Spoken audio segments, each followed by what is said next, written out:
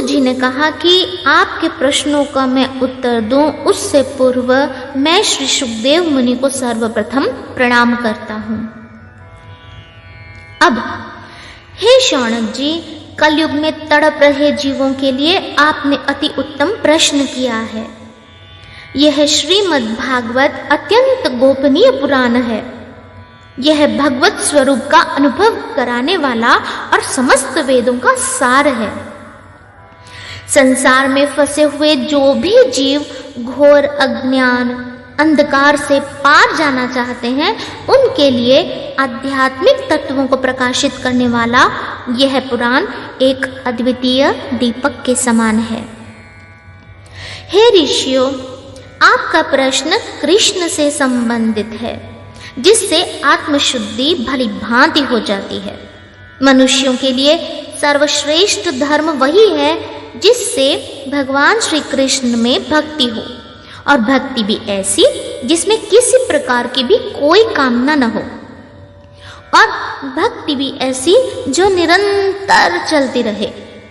ऐसी निष्काम भक्ति से हृदय में परमात्मा की उपलब्धि करके एक भक्त कृतकृत्य हो जाता है।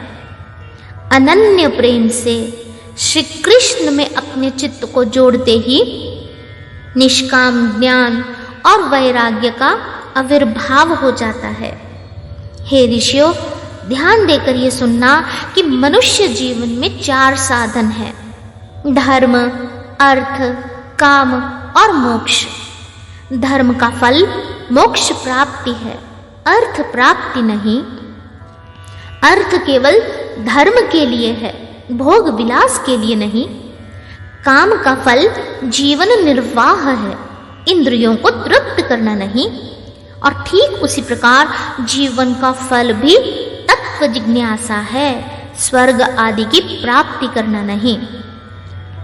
अब प्रश्न उठता है कि तो तत्व क्या है?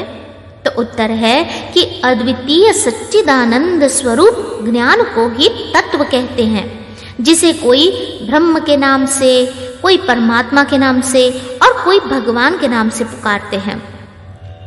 तो अब इस तत्व की प्राप्ति कैसे होती है?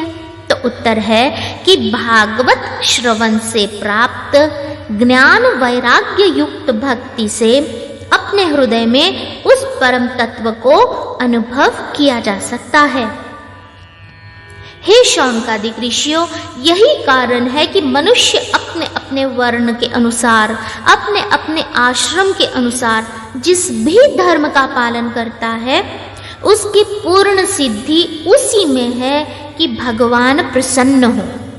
इसीलिए नित्य निरंतर भगवान का एकाग्र मन से श्रवण, मनन, कीर्तन, ध्यान और आराधना करनी चाहिए।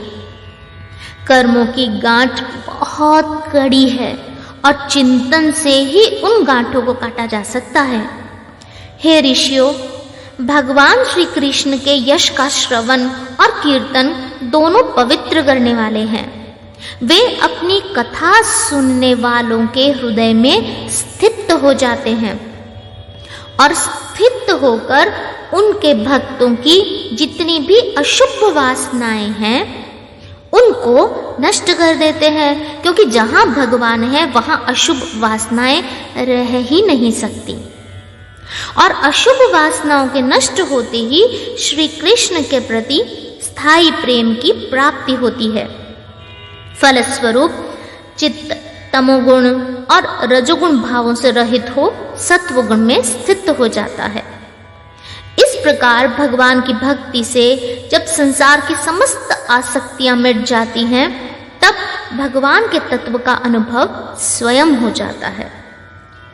और भगवान का साक्षात्कार होते ही हृदय की सारी ग्रंथियां टूट जाती हैं, सारे संदेह मिट जाते हैं, कर्म बंधन क्षीण हो जाते हैं।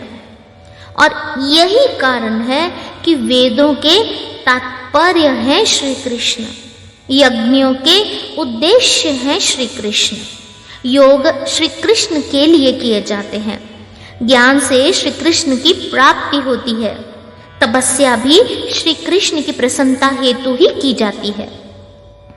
हे शौनक जी, यद्यपि भगवान श्री कृष्ण प्रकृति और उसके गुणों से परे हैं, फिर भी अपनी गुणमयी माया से इस सृष्टि की रचना करते हैं। ये संसार प्रपंच की दृष्टि से तो है, परंतु तत्व की दृष्टि से नहीं है। इस सृष्टि की रचना करके देवता, पशु, पक्षी, मनुष्य आदि योनियों में लीला अवतार ग्रहण करके सत्व गुण द्वारा जीवों का पालन पोषण करते हैं भगवान